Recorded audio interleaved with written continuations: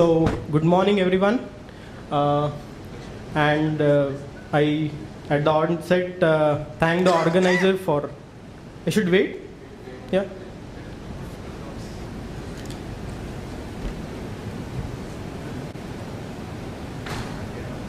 But.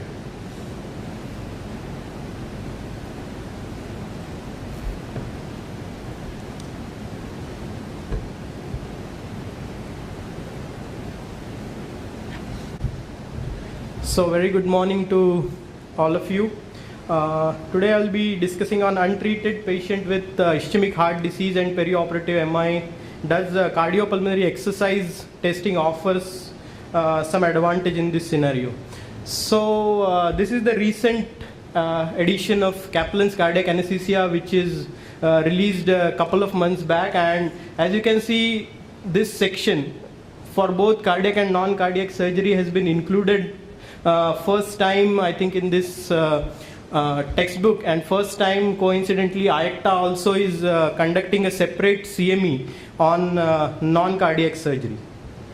So I would like to discuss the talk on these guidelines, like introduction to perioperative MI, pathophysiology, perioperative risk stratification, particularly for high risk of PMI patients, the basics of cardiopulmonary exercise testing, and how do we go about managing perioperative MI.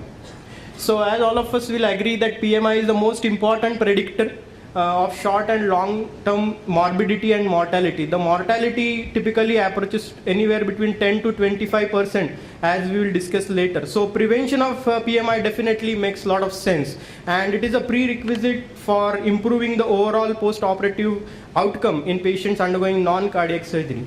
But have we reached to a point where we exactly understand everything about perioperative MI? Unfortunately, the answer is no. The main problem here is when we define PMI. So it is very difficult to define PMI because traditional criteria, as is described by WHO, doesn't apply exactly here, because most of the PMI occur without symptom. The patients are asymptomatic. They are either anesthetized or sedated, so they can't complain of pain. The ECG changes are more or less subtle. They may not be as frank, or they can be transient, so you may not be monitoring them continuously in the post-operative session. And CKMB, which is usually considered in the definition of MI, has got a very limited role because tissue injury which occurs after a surgery makes it of very limited sensitivity and specificity. So that's why most of the PMI are diagnosed late. And since they are diagnosed late, the mortality actually approaches almost 30 to 70%. Coming to pathophysiology, we should understand that there are separate two distinct mechanisms which lead to perioperative MI. And first one is actually acute coronary syndrome, and second one is exclusively supply-demand imbalance in presence of a stable coronary disease. So why we should all know that there are two separate entities? Because the therapeutic consideration, like the treatments of both of them, are usually completely different, as we'll see in the later parts. So this is a typical way the type 1 PMI occurs. Most of these patients have unstable coronary plaques. So they already have a existing unstable coronary plaque. Add to that sympathetic hyperactivity during surgery, hemodynamic instability, and coronary vasoconstriction which occurs perioperatively. So this results in either plaque rupture or plaque erosion. And this usually results in either subtotal or total occlusion of the coronary arteries, and this typically results in ACS.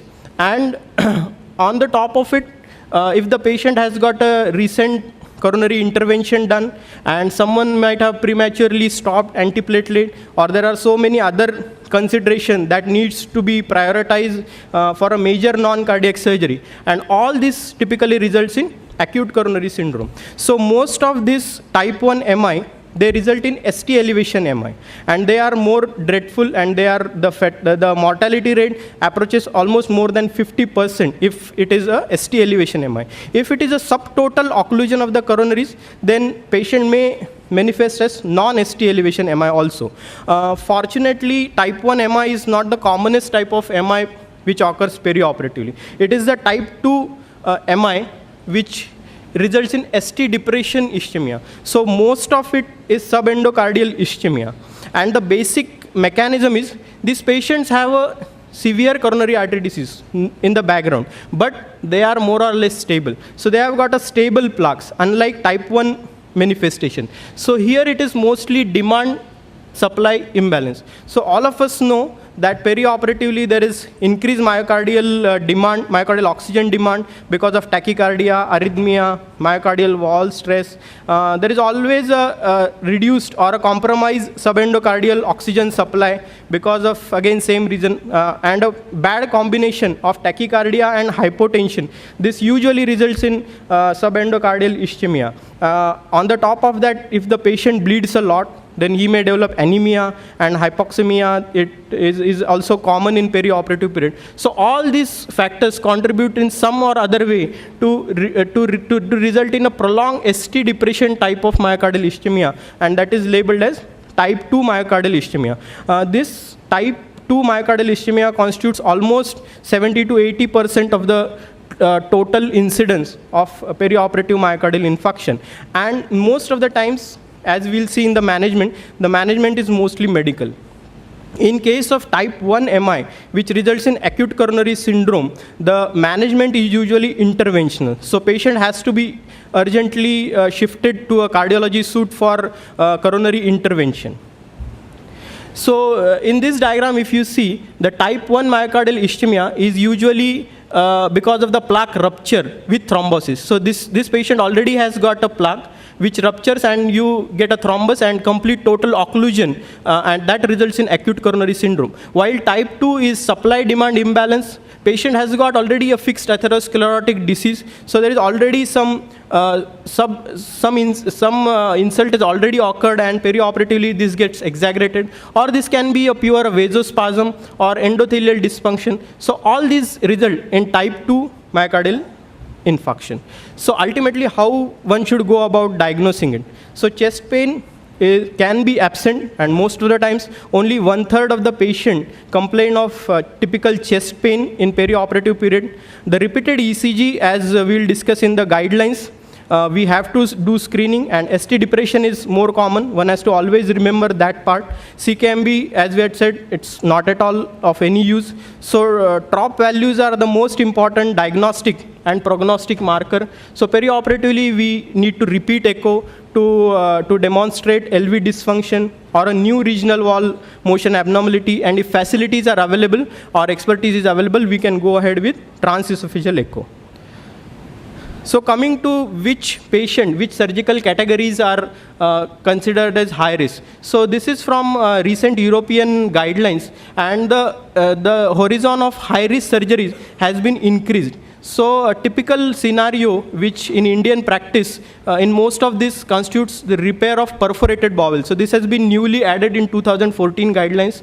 Or patient may be undergoing a duodeno-pancreatic surgery like Whipple's, or a liver resection, or a major surgery like total cystectomy, or a pneumonectomy. So all these surgeries per se, they make patient directly into high risk for perioperative myocardial infarction or perioperative major adverse cardiac events. So how can one approach this patient who can be at high risk? So RCRI is one of the most commonly or rampantly used preoperative methods to diagnose. So there are 6 variables included in this, with the preoperative history and surgical category. So if there is no predictor, the risk of perioperative MI is 0.4. If 1, it is 1, and more than 3, the risk increases more than 11%. So there is another newer method which American College of Surgeons, their quality improvement program, they have derived a calculator based on more than 2 lakh patients which were enrolled in this, and there are 21 predictors for major cardiac complications. And this was based on more than 500 US hospitals. So what exactly they have done is, this is a freely available online calculator. So you need to enter the procedure which you are planning to do, and you need to include 20 patient variables based on this. So after you include all of this online, you get this kind of picture. So this gentleman is a 60-year-old male who is hypertensive diabetes undergoing a lap colectomy. So if you enter all these variables in the first chart which I showed you, then you straight away get this kind of information. So serious complications, cardiac complications, death, then renal failure and all that stuff. So you can straight away get all the information based on this. But unfortunately, this this calculator has not been validated outside the United States. So in Indian population, I really don't know how much we can apply, or probably we can derive our own similar kind of risk factor. So this is another one which is little simplified, but that is again based on ACS data. So this is called as Gupta cardiac risk factor. They have simplified to some 5 or 6 factors, and this 70-year-old male who is undergoing a lobectomy, the risk for perioperative myocardial infarction is 0.9. So there are various risk calculators which are available. So pre-hand you can know these risks. You can discuss. It is helpful for taking a combined decision with the surgeon. It is helpful to explain to the patient also. So when it comes to preoperative assessment, the most important thing which we as anesthesiologists try to know is what is functional capacity of this particular patient. So this is, as all of us know, this is the most important predictor of perioperative outcome. So low exercise tolerance is definitely associated with poor outcomes. If patient has got good preoperative functional capacity. So there are 2 hypotheses. One is this kind of patient, they will be little more safer to handle the perioperative stress. And another one is, if patient has got a good exercise tolerance, that means their ischemia tolerance is little higher than those who have got a poor functional capacity. So main purpose of this preoperative assessment is to predict individual ability to increase oxygen delivery to meet the demands in the perioperative periods. So one of the most commonest used is Duke activity status. So all of us know that if patient can climb 2 flights of stairs, or he can walk for 4 lanes, then his metabolic equivalent is more than 4. And this 4 met is almost like more than 12 ml of oxygen per minute per kg. And that constitutes that patient is probably fit for majority of the surgeries. But the problem that we should understand that this MET was basically defined from a 40-year-old male who is weighing 70 kg. So we hardly get this kind of patient in our scenario. Patients don't follow your guidelines. They come of their own and you have to fit them somewhere. So this kind of scoring, and patient usually gives history. This is based on history given by patient themselves. So this is not an objective thing. So many of times when we are anesthetizing patient proudly say, okay, I walk for 45 minutes a day, but that can be a very casual walk in the garden. So that doesn't mean that this patient is very fit to undergo a major surgery. So there is very subjective kind of thing. So we need some or other objective evidence. So incremental shuttle walk or 6-minute walk test is little bit objective, and the distance completed when patient can walk up and down, when patient get exhausted, we know those factors. And if someone can walk for almost 400 meters, then probably he is in a little safer zone. But it is just a surrogate for a gold standard thing, and the gold standard thing is cardiopulmonary exercise testing. So this is a gold standard, as I said, a non-invasive method. It has got an integrated assessment of both cardiovascular and pulmonary function, both at rest and under stress. So the most important benefit is to determine ability of subject's physiological capacity to cope up with the stress which is going to happen by the trauma of major surgery. So basically the patients are subjected to incremental stress and which is maximally tolerated. This can be either based on whether patient is exhausted or a symptom, like we'll discuss those here.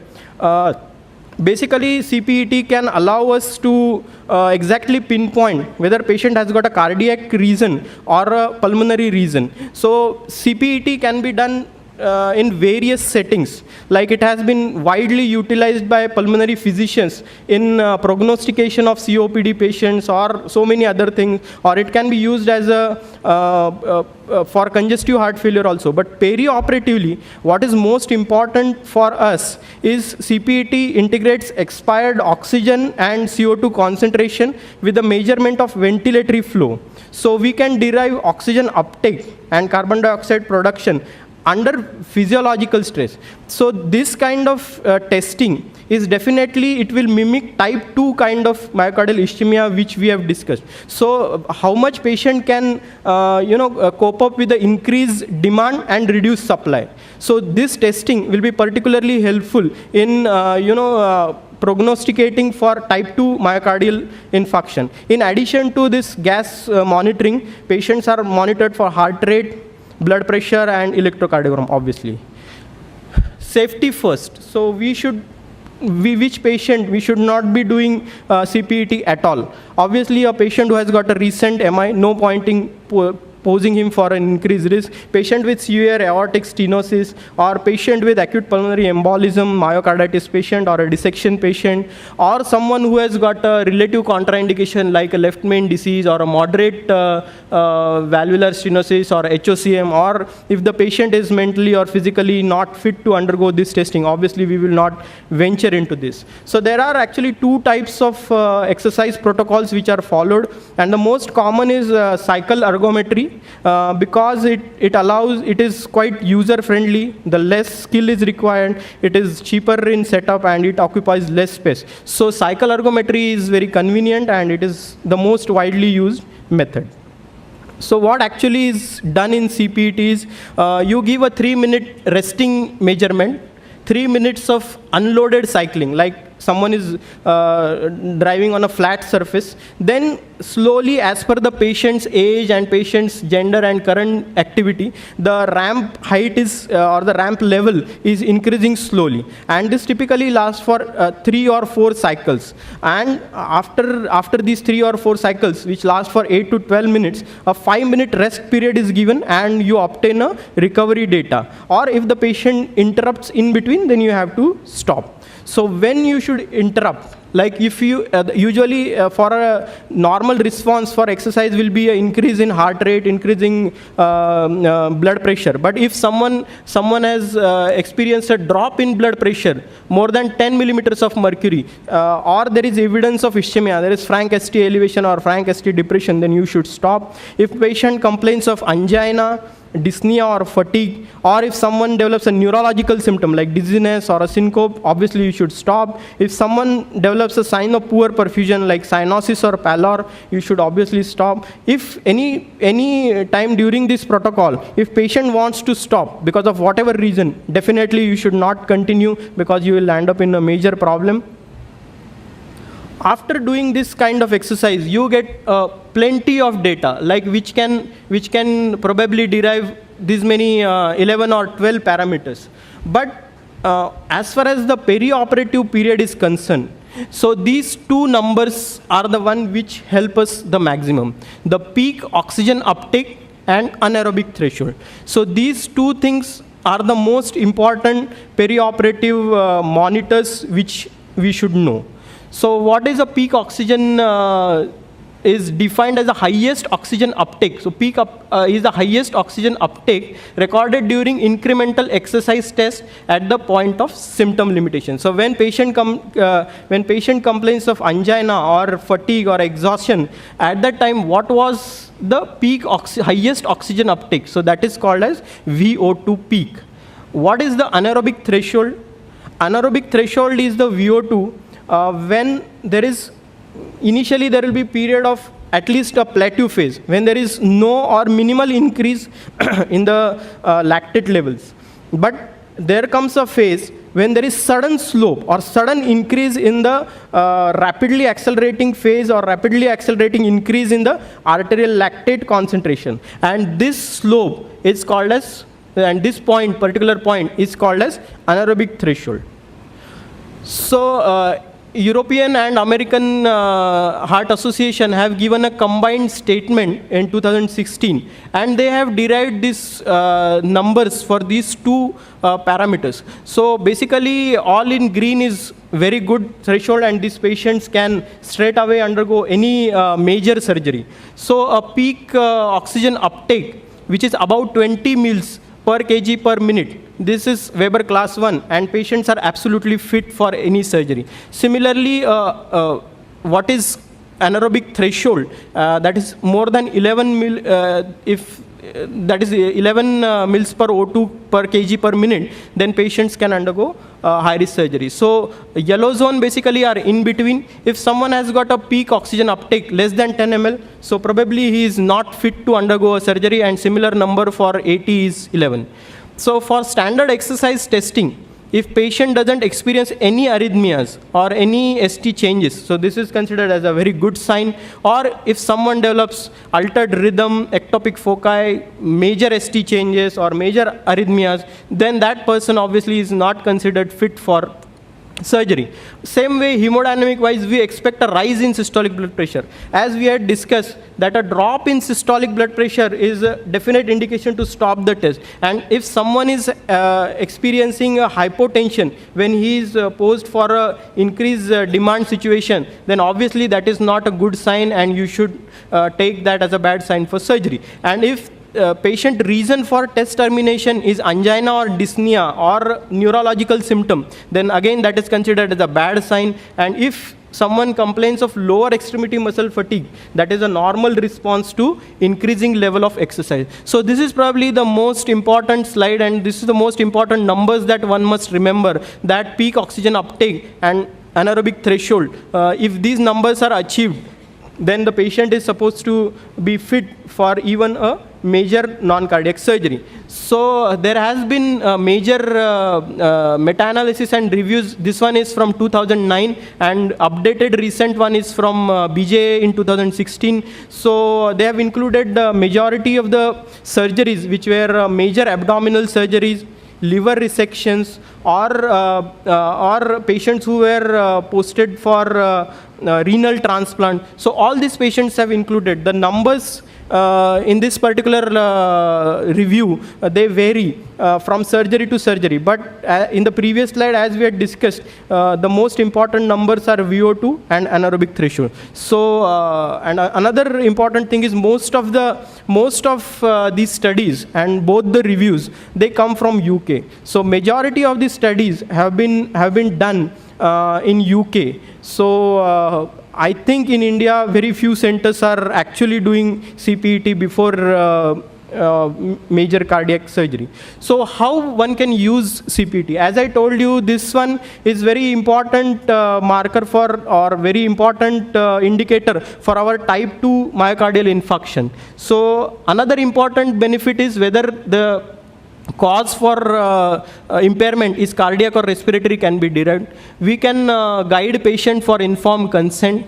If patient is at a higher risk or prohibitively higher risk, then we may offer patient a less stressful surgery. Like if someone is undergoing open surgery, we may advise the surgeon that it is advisable that he undergoes laparoscopic surgery, which can be a little lesser demanding. Or if the patient is very, very high risk, then he may straight away go for a neoadjuvant chemoradiation or something like that. So all these recommendations we can make based on the CPET. So if someone is in between, like in yellow zone, then we may advise them to electively get admitted in the post-operative ICU care.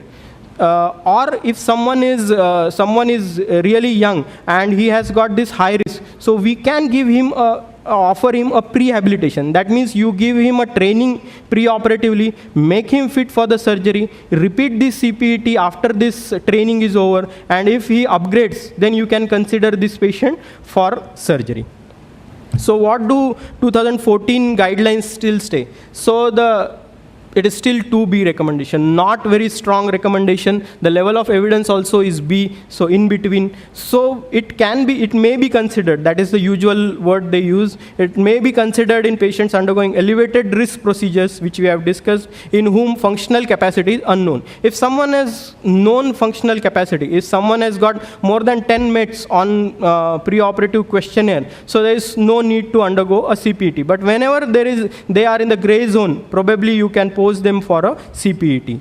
So what about perioperative surveillance? Even if you have done this CPET, so what all things you should do in the for perioperative MI? So measurement of troponin levels is grade 1 recommendation when there are signs and symptoms of ischemia, but unfortunately they may not always be present. But if you have a slightest risk, or patient is undergoing a high risk procedure, or those who are at high risk, so if you have got a score, which the calculator which I showed you, if they are at higher risk, then you may repeat them.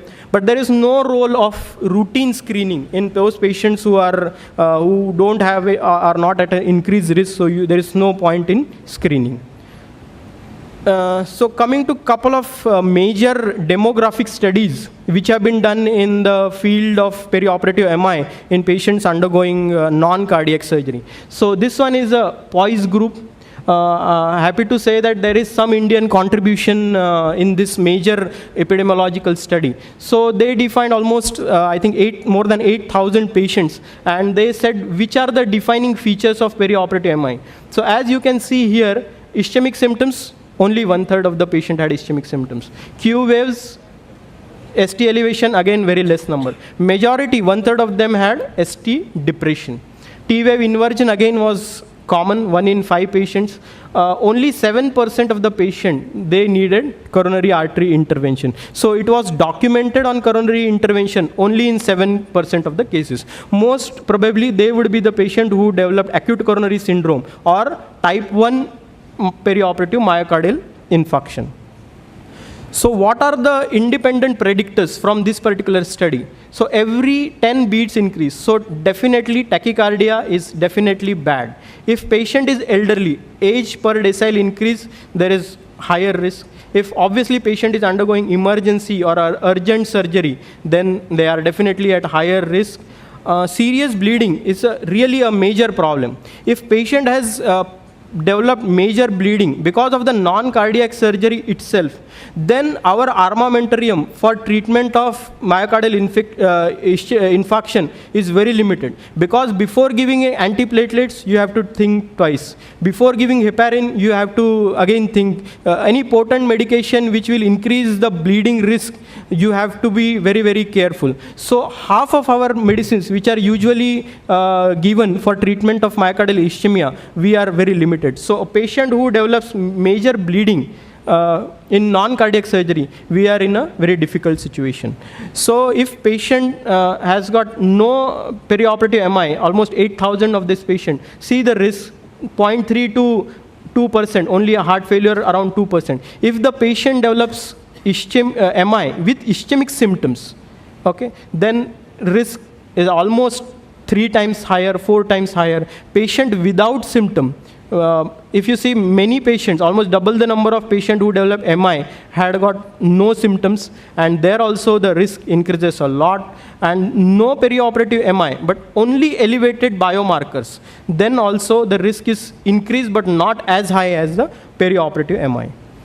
So this is another epidemiological study, even larger than the POISE. This is Vision group, and what they did was they assessed almost more than 15,000 patients, and they saw for the association between only enzymes. They did not do anything else except for the enzymes, and as you can see here, the peak troponin level more than 0.3. The hazard ratio is increased too much. So only elevated post-operative troponin itself is a very important prognostic marker, and elevated levels, they increase very bad prognosis. So after after doing that, they have come up with another important terminology which is now very commonly used in perioperative period, and that is called as MINS, or myocardial injury after non-cardiac surgery. So these patients do not meet the exact definition of myocardial infarction, but they have only a subtle injury or only elevated enzymes. They don't have a ECG change, they don't have a Q waves, they don't have any new regional wall motion abnormality, but they just have an elevated level of troponin T. So what happens to these patients who have got MINS? So as you can see here, the patient suffering from MINS, less in number, but definitely more than the one who developed myocardial infarction. So the risk is definitely increased. So this particular paper was from Cleveland Clinic, and they assessed data of over 10 years, and they've seen that patients who develop ST elevation MI, they do bad. Patients who have got a renal insufficiency, they definitely are at double risk of long-term mortality. So if we suspect myocardial infarction, what we should do? First thing is obtain a 12-lead ECG.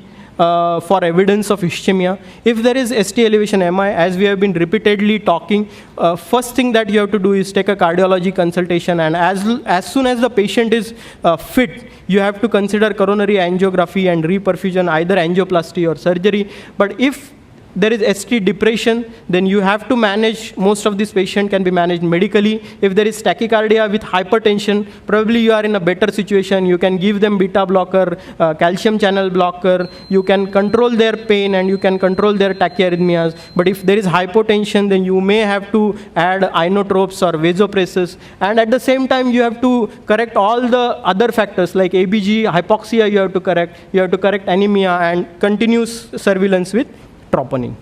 Thank you.